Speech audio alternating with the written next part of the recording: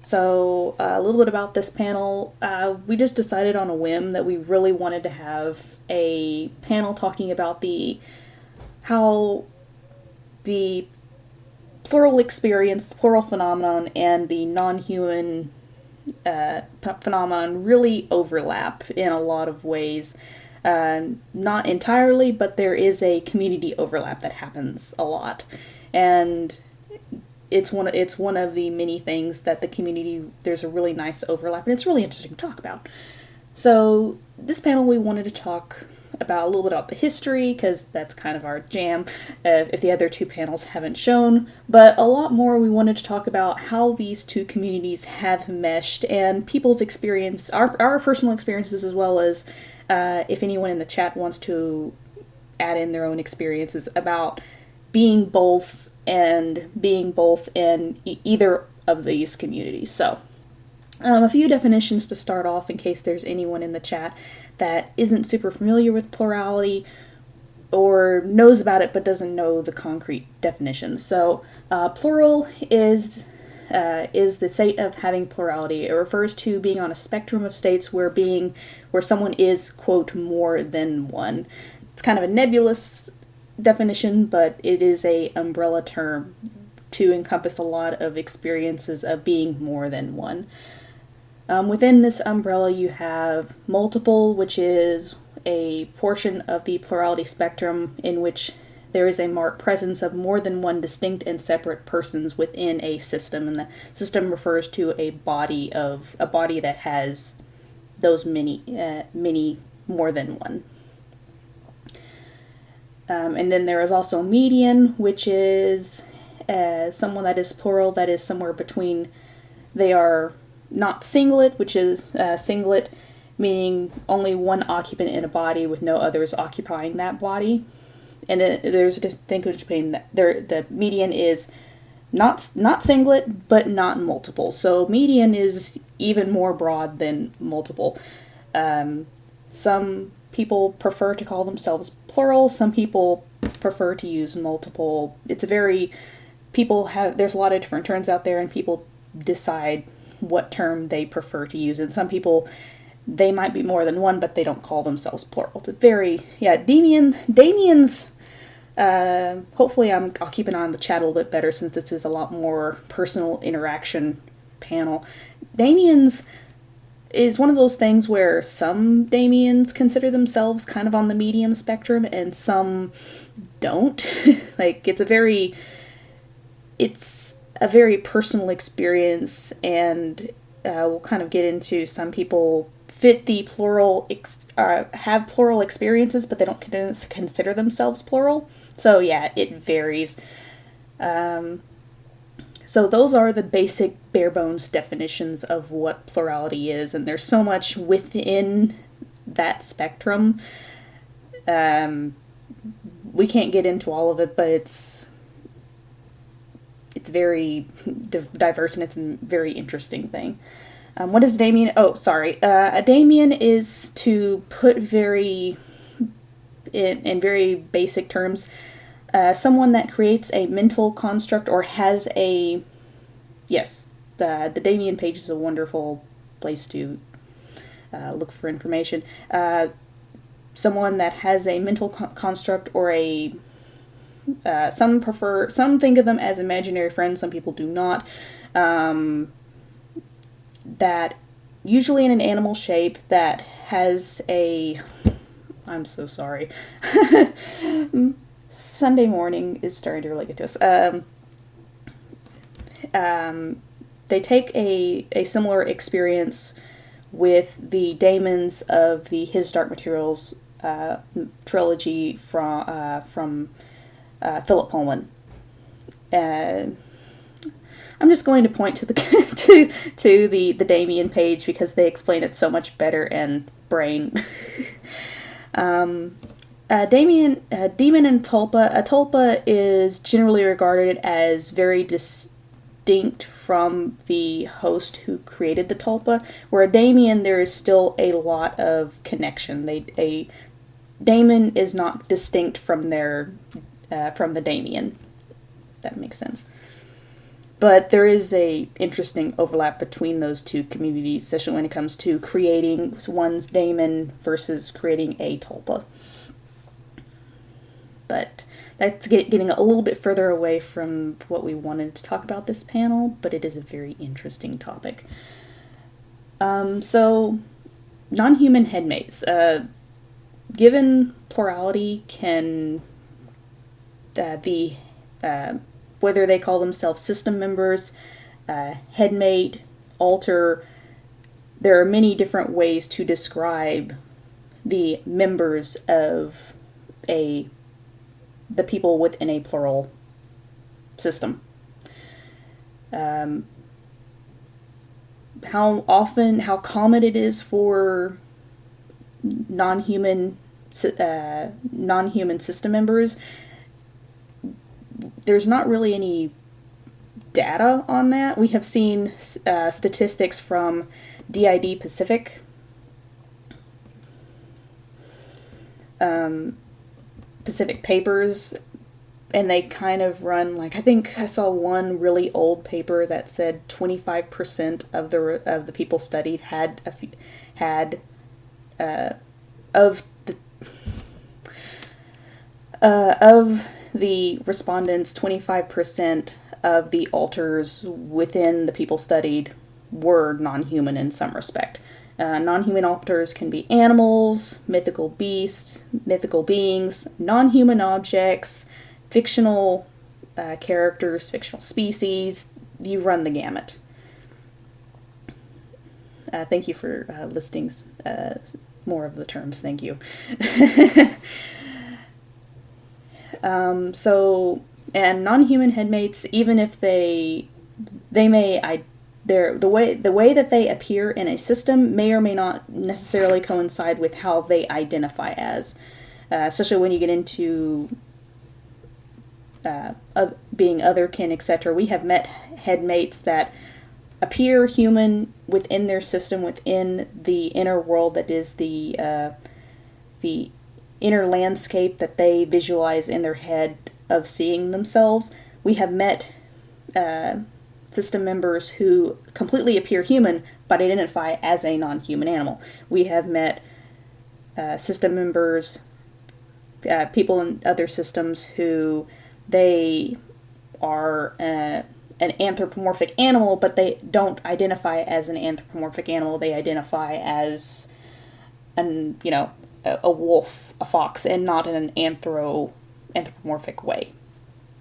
So there is a lot of variety when it comes to non-human headmates, and some non-human headmates, some non-human headmates can speak, can talk, confront, and act relatively human, while others cannot. It's a very broad spectrum of how non-human headmates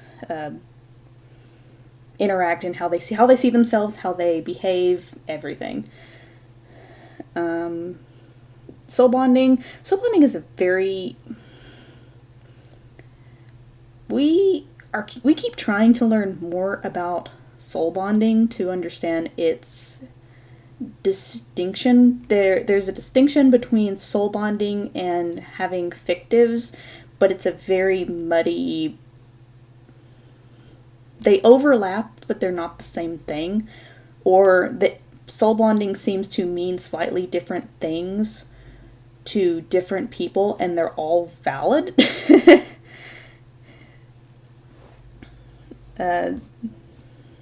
Maybe someone that is if someone in the chat knows of a really good, concise definition of soul bonding, we can... soul bonding is typically considered spiritual, but it can also be characters from your story talking back. Yeah, that's a really nice way of defining it. It's similar to the concept of muses that we've heard some writers talk about, where their characters tell them what they are thinking, what is going to be happening next.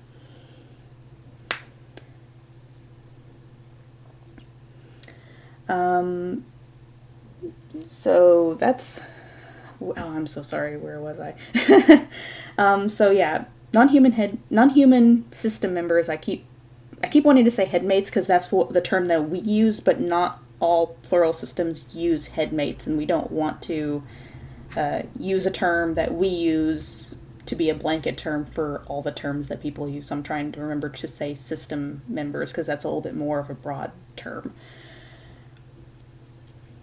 Yes, this panel is being recorded, and we will be putting it up. So later on, if people want to come into the chat and give a personal experience, or they just want to say something in the chat and want us to just say it for them, that's perfectly okay.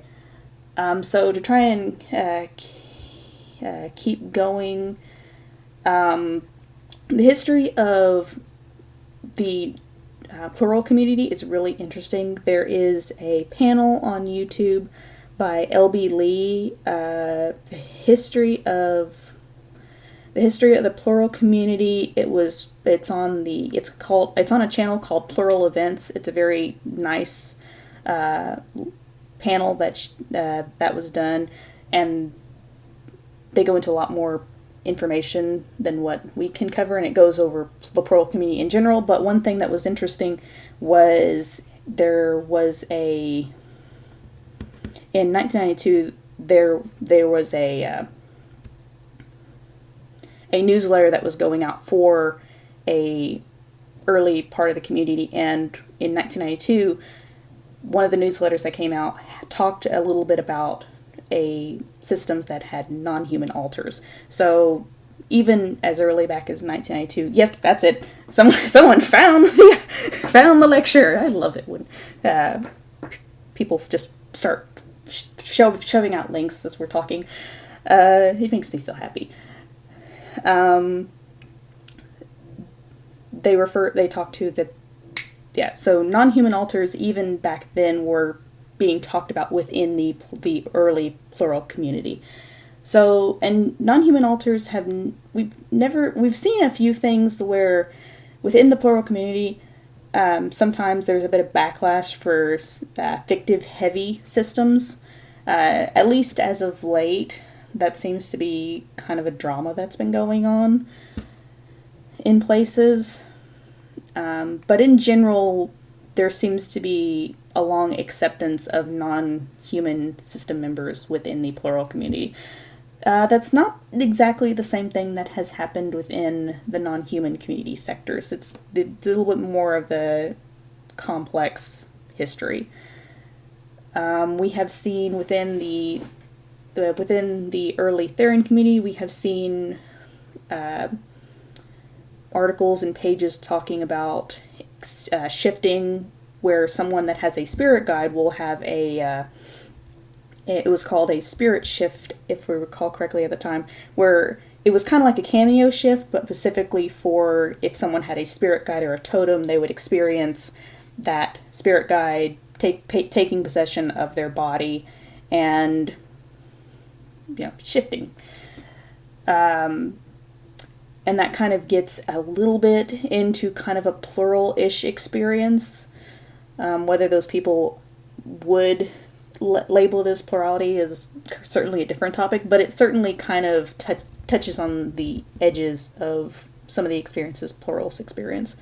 Gateway system, it refers to a system that feels that their body is connected to a sort of alternate dimension in a way. If they see that other place as a literal alternate dimension, or kind of it feels like their system, their inner world is it acts as an actual world with its own things going on. I'm so sorry that we were not as awake for this panel as we thought we were. Chat, save me.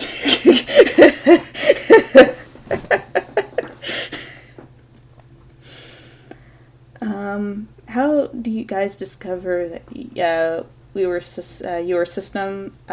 For us personally, it was kind of a very long journey of denial acceptance, of experiencing being more than one, denying it forever, and then finally we couldn't deny it anymore because life was getting far too unbearable. And happening to find, we actually found references to plurality because of the Therian community. But yeah, the Therian community back in the ages, they talked a little bit about walk-ins, which are when entity, after a person is born, later during life, an entity comes into a person's body and lives there.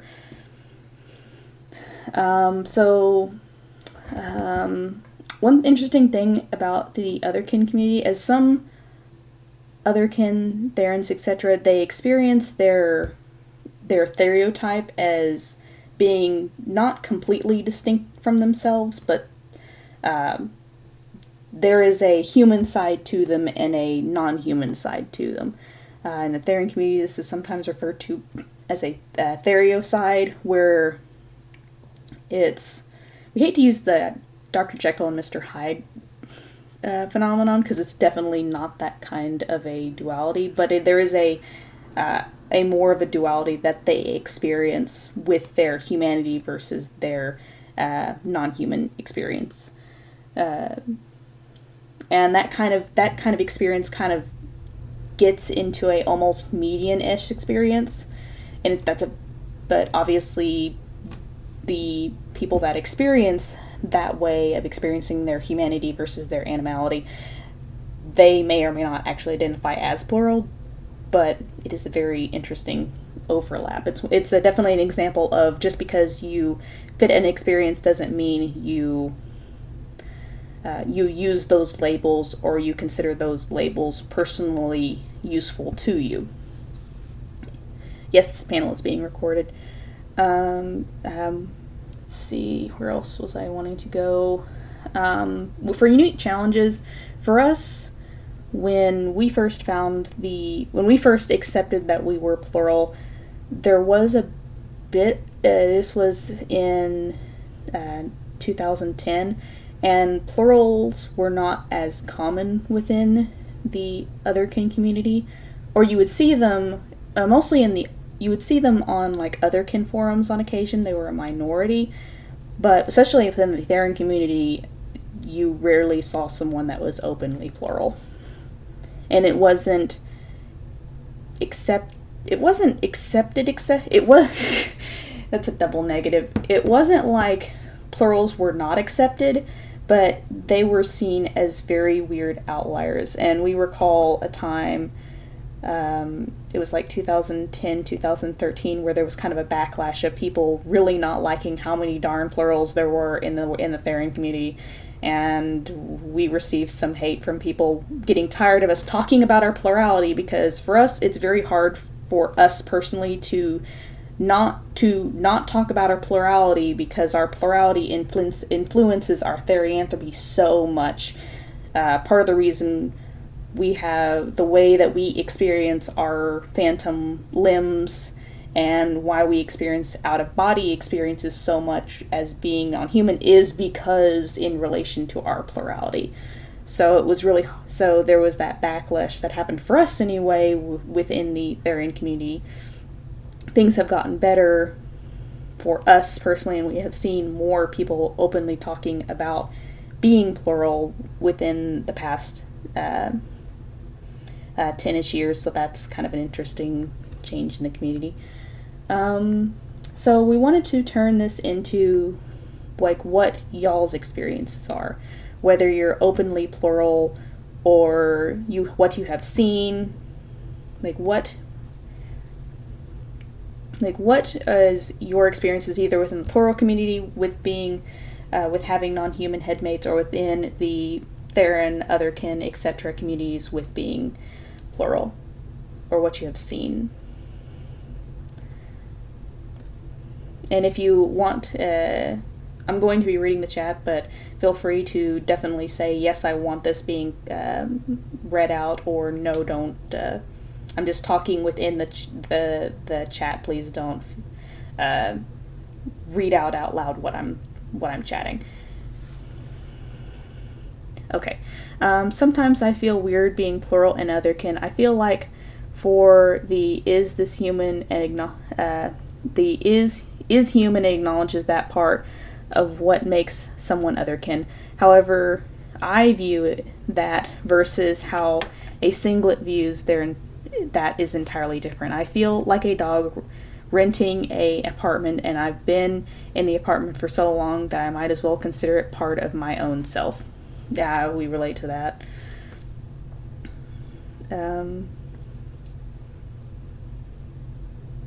Yeah, finding out your kin is actually a surprise headmate. Surprise, Plurality! Yeah, that seems to be a common thing that happens where someone at first thinks a headmate is a kin type or a stereotype, and then later decides, or later finds out that that's not as applicable as they first thought it was. Anyone else here got some really severe maladaptive daydreaming? Because it's really hard to tell if it's a multiple thing or a daydreaming and letting those daydreams kind of pilot themselves thing. Kind of personal experience a little bit, but we used to have maladaptive daydreaming. We still daydream a lot, but during our childhood and teenage years, we were definitely had maladaptive daydreaming due to trauma and dissociation. And it definitely caused us to have some of the people in our system that kind of gets into the dissociative model for plurality. And we sometimes shy on talking a lot about it because people are like, oh, you're just daydreaming, you're not actually plural. Like, no, all the daydreaming basically caused us to have tulpas.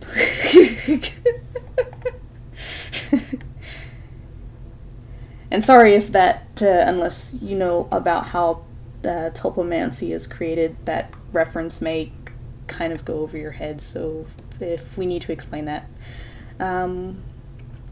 What kind of questions would you recommend asking to yourself if you are questioning between whether you're median or a polytherian? That kind of, like, sit down and think about, probably our advice would be just sitting back and deciding, is what you're experiencing more of an kind of slightly separated from yourself, more exterior extension of you kind of thing, and just possibly reading up on median experiences and seeing if they feel applicable to you. Trying to keep pace with the chat.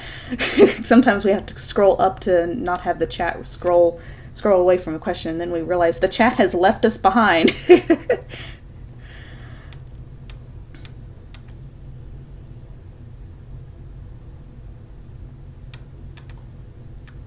Or we have been left behind by the chat. Yeah, some people that also experience maladaptive daydreaming, it's kind of interesting how, since that has been coined, how it seems like it's much more of a thing than what researchers originally thought. I'm talking more about tulpomancy. Tulpomancy is the creation of a usually it's voluntary, but we have heard cases of it being involuntary, where someone creates a entity being through focusing of the mind. That's a very basic definition. The tulpomancy is usually seen as psychological, but if you want to, for spiritual, there's a lot more stuff within the occult/pagan community where they're more often generically called thought forms. The tulpomancy community has been around since 2012, 2011, 2013, somewhere around in there.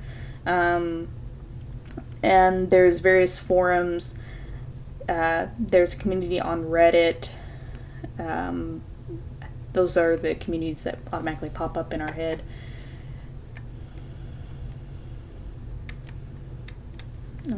Alright, I do have a question. At some point in my life when I was not quite healthy mentally speaking, I met Doc, who was sort of a tulpa alter that I could talk with. They said themselves that they were my subconscious and they went away after I was better. Is this a thing that happens? We have heard of stuff like that happen. Oh, sorry. Okay, that was someone that was talking to someone else. But to answer it, we've heard of things happening. There's a lot of things that people can experience, and just because it's hard to find a label for it does not mean that it isn't valid. Personal experiences are really hard to label. That's why there's all these communities debating on terms, because trying to find words for experiences is very hard. So just because you experience something and it's hard to easily label it does not mean it's less valid. Is involuntary tulpa similar to how small children develop imaginary friend kind of by accident? We're not sure about that. We've read a few interesting papers about imaginary friends, and we've heard a few topics within the tulpomancy community and plural community of if having an imaginary friend is somewhere on the plural spectrum. And like for us personally, we see it as certainly being possible with being somewhere on the plural spectrum, because if you have a imaginary friend, it's an experience of being more than one in one body, but it's not multiple, but it's not being entirely singlet, or it could be seen as not being entirely singlet.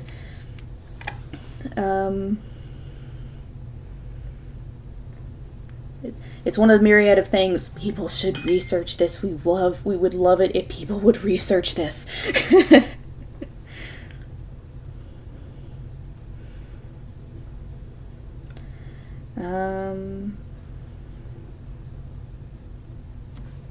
Chat is going so fast. Oh, and feel free, I think it's possible for people to turn on their mics. So if you want to turn on your mic to respond or say anything, feel free. Again, this is being recorded, so if you don't want to turn on your mic, or if staff doesn't have that enabled,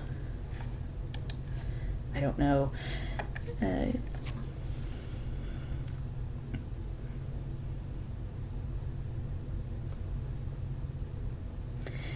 Yeah, within the tulpomancy community, a tulpa is it's considered a sentient separate entity.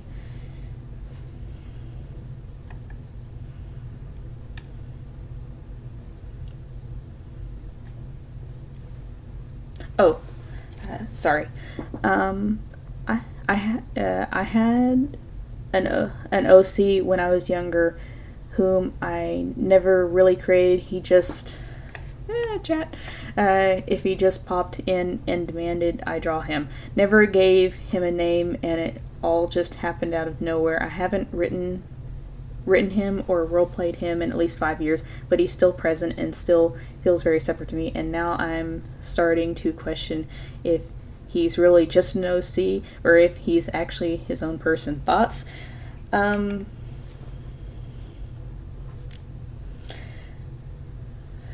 That certainly sounds like it could possibly be plurality. You could always look into it.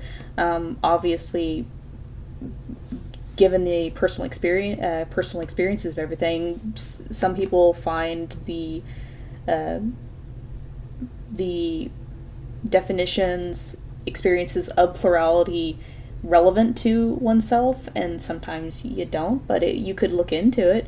For people that are wanting to look into it more, we can try and, after the panel, grab a bunch of possible links that might be of use and just cram them into the chat if anyone wants.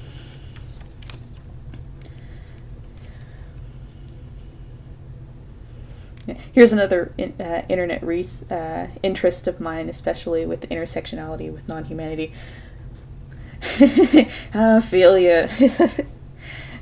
Like, we have a problem where there's so many things that we find fascinating when we want to spend more time learning about it, but there's only so much brain power we can unfortunately have. We sometimes wish, darn, it wouldn't it be awesome if we could just split into multiple bodies so that we could have more brain power to accomplish more of what we wish we could do. Oh, push to talk doesn't work, darn it. Well, I guess if anything, like what we're doing now, I can just speak out people's responses, and if later people want to move something one over to the general voice chats and we can talk voice to voice, we can also do that. Double checking what. There's a charity stream coming at 11 a.m., so we have a little bit of time, because this is only an hour. And then, yeah, so the charity stream starts at 11 for us, sorry. 11 for us, and then at noon for us, there is another panel, so there's some time if anyone wanted to do that. I took my eyes off chat.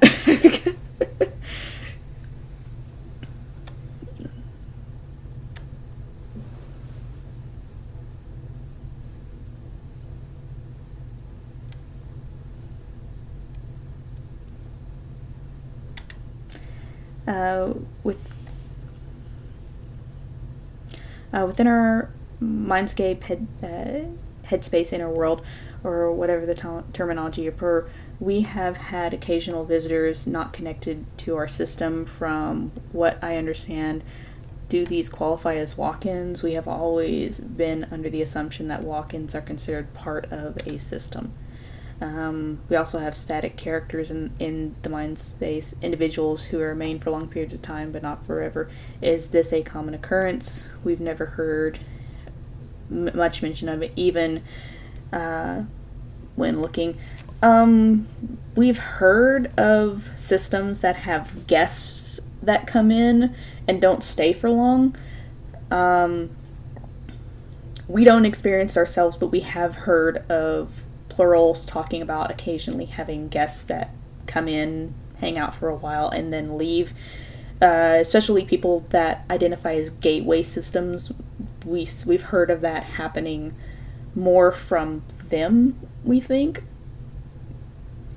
Our brain is trying to think of something, but it sounds, when we think of people talking about guests, gateway systems comes up in our head, so maybe there's a connection somewhere in our memory bank.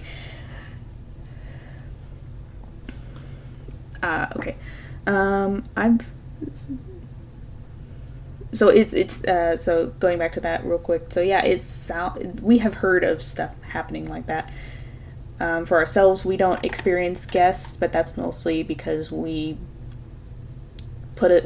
have system rules that disallow it. Due to the overlap between our plurality and our spirituality when it comes to spirit companionship, as it's sometimes called. It could be certainly a possibility that would happen, but we don't allow it. So I've been around since 1994. To this day, it's unclear what I am other than some kind of thought form. Davey, my host, didn't awaken until many years later, 2000 to 2001. Nobody can describe to me what I am. I came into existence on my own. I've been my own will since the beginning, when I just floated around semi-aimlessly. I got smarter, more aware, began to talk after a year or so. I know for sure I have I have to share mental resources with, and I forgot, if we mispronounce anyone's name, I'm so sorry. we are not the best at reading and pronouncing things. Davy, but I have my own will. What would that make me? We are not an authority by any means. We like collecting information and disseminating it. We are not ones to create information. But that's a really interesting experience. Maybe people that are a little bit more comfortable giving that kind of advice to push you in the right direction of a term might be more comfortable, but for us, we really just see ourselves as people that disseminate information and like talking about what other people have said. We can only really talk about our own experiences in depth. Walk-in is a word that generally depends on the Pacific plural community, what it means. Like in Tulpamancy, it means a system member that wasn't created, and it can be a spiritual system member who comes in. It can be a system member that wasn't made in a typical way, etc. But yeah, I'd say that would count as a walk-in if you feel the term is applicable. Oh no, and I got chat has run away and we're still 2 miles behind. But this is a really interesting chat. This is so much fun to listen to, or to read what people are saying.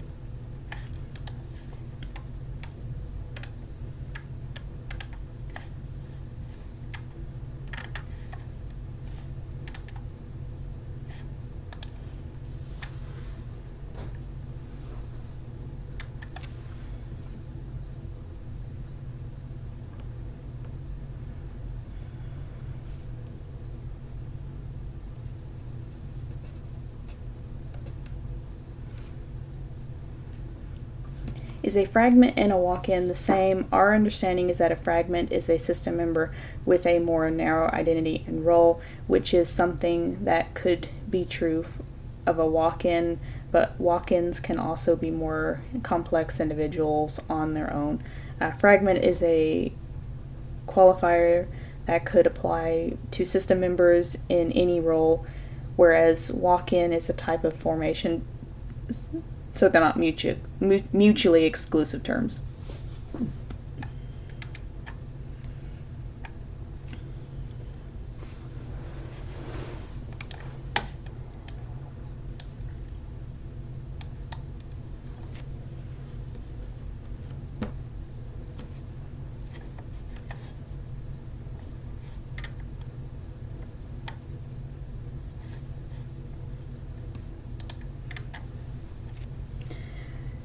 Yeah, for us, our system is we have people that are walk-ins or would be labeled as walk-ins. More and more, our system kind of prefers to limit how many terms we actively use for ourselves. So we have some people that are walk-ins, some people that are not, and a bunch of people that just put up their hands and go, I don't know. Question, if you want to touch on it, I'm curious if it tends to be more difficult to explain plurality to plurality or therianthropy to non-kin singlets. Yes. There are so many times where we have been in a position where we could easily openly talk about our therianthropy, but because of our plurality, it makes it difficult. Over the years, we have had the option of, for example, taking part in various surveys relating to otherkin, but because we don't want to make it even more complex than it already is to participate in a survey of that caliber, we usually only have one of us actually respond to the survey like we were singlet, because trying to insert plurality into a someone that's trying to do research is kind of an unfair thing, especially when they're just wanting to talk about plurality. It's just wanting to talk about therianthropy or otherkin. And it doesn't help that our system is absolutely massive, or at least we consider ourselves absolutely massive, and probably other people would agree, and trying to talk about that. And while we do have a past diagnosis with DDNOS, that's dissociative disorder not otherwise specified, we haven't had a diagnosis on the books. So when you start trying to talk about plurality to people that are singlet or non-kin, they want to go and talk about DID, or they still sometimes use the word MPD, and we don't want to give the false impression that we still fit the criteria for DID or DDNOS, or now the acronym is otherwise non-specified dissociative disorder. I think that's the current diagnostic criteria. And we no longer fit those criteria, so we don't like to make people think that our experiences are applicable to the current criteria of those dissociative disorders. Yeah, what's it like being what is being a singlet like anyway? That's a question. What is it like to be a singlet?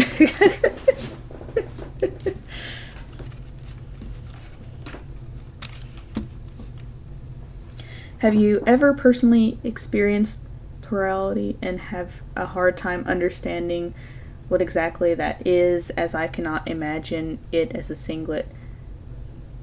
How common is it really? I don't know if that's just a rhetorical question or you're asking us or the chat.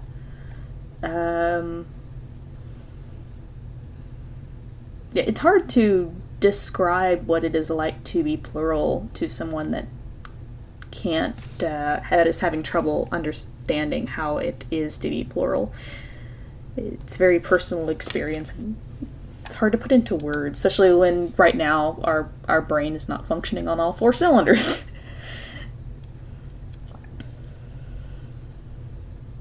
And it's even more difficult to come out, I think, because of the stigma around DID. Oh, yes, there's a whole lot of continued stigma when it comes to people with a diagnosis of DID. And it's horrible, and we wish it wasn't the case. The world in general is so negative when it comes to people with diagnoses of any kind. Where would you say the non-medical plurality ends and DID begins? We think that there is a lot of complexity when it comes to plurality, and there's a difference between systems that have experienced trauma and let's just chat.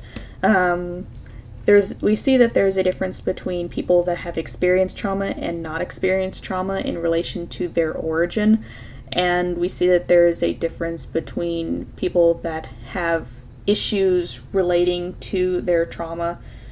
Oh, I'm describing this horribly. There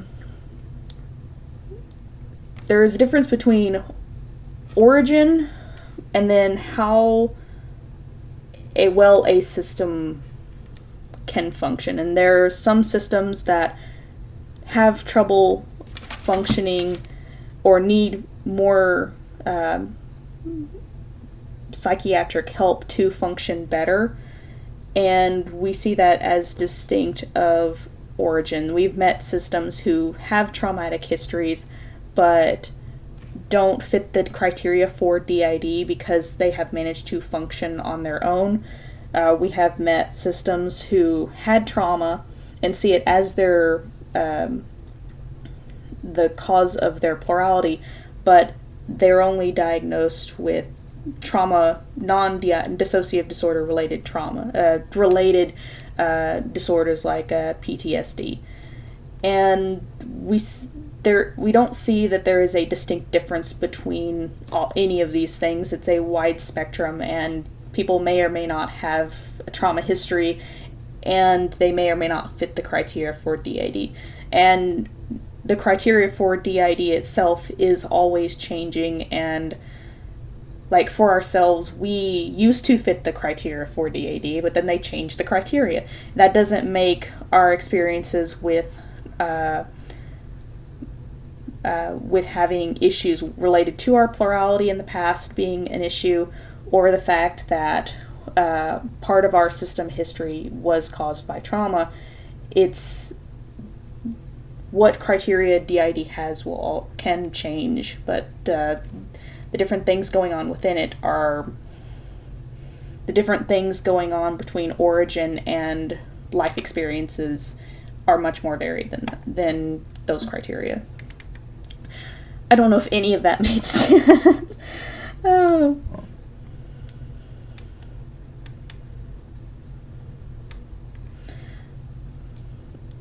This is probably a compatible question. Are your non-humanity and plurality connected, or do they just happen to coincide, or does this vary between members of your system? For us personally, our plurality and our non-humanity is highly, highly interconnected. Speaking very personally, we see ourselves as the animality that we experience was something inevitable, and due to personal experiences and both internal and external, that's what caused our plurality. And one thing that we have experienced is we have had headmates come into our system who did not identify as non-human in any way, and somehow over the course of time they developed a sense of non-humanity. We've had system members who came into our system identifying as human, and over the course of months, or even in a few cases a year, they've suddenly went, wait, I now identify as X animal. What? And started experiencing shifts and stuff, and not related to any other system in our not related to any other headmate, just out of the blue, animal. So we see a lot of, for us personally, there's a lot of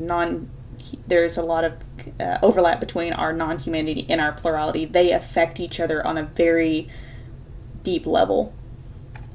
But of course, we've met systems who do not, and there's a very distinct separation between their non-humanity and their plurality, or it only affects certain headmates and not all. But for us, it's an all-encompassing mess.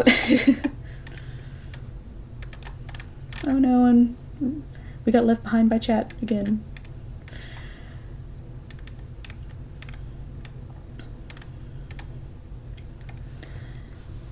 I'd be curious to hear about your opinions of the DSM changes, DID diagnosis. My understanding is that it is a positive change that shifted the focus from distress and impairment rather than pathologizing plurality itself, similar to gender dysphoria versus gender identity disorder. But are there other critiques of the diagnosis you have? There is a really interesting panel on plural events. I hate it when it's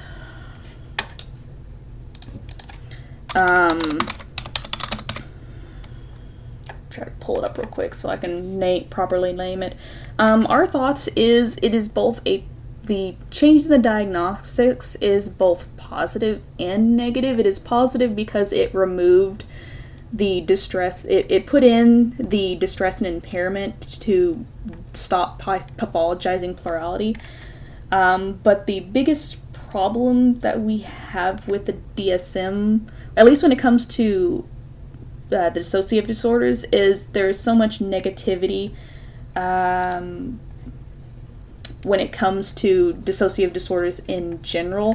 We've heard some people that are more knowledgeable about how the DSM functions, that they foresee that people could one day just have a dissociative spectrum disorder, that where they drop everything and they just put it down to that.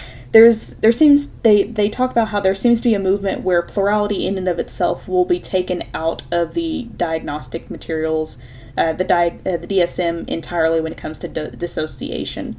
And we've heard a lot of, it mostly refers to people that really try to make a difference between traumagenic experiences and endogenic or non-traumagenic experiences, where how that people that want to make those make those distinctions between these two groups may start falling apart once plurality in and of itself stops being talked about within the DSM itself.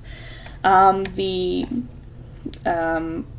panel we were thinking about was 2020 Keystone Extraordinary Normalcy.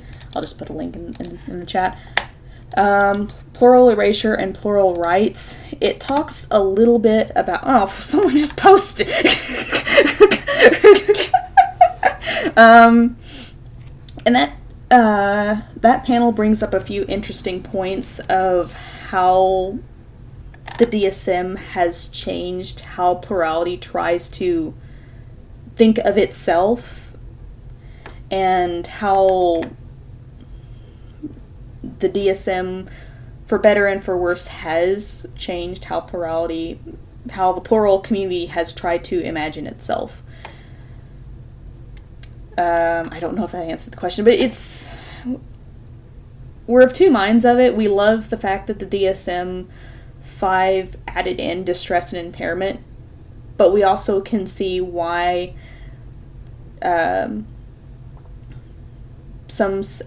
there's also this concern of it continuing to be referenced in plurality can also cause issues.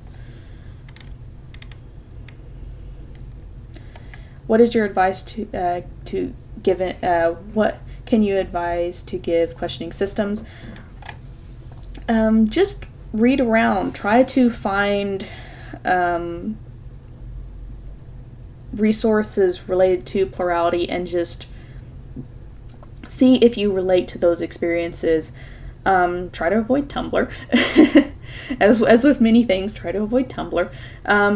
Try to avoid jumping on terms, like forcing yourself to pick up terms, but don't be afraid to look around and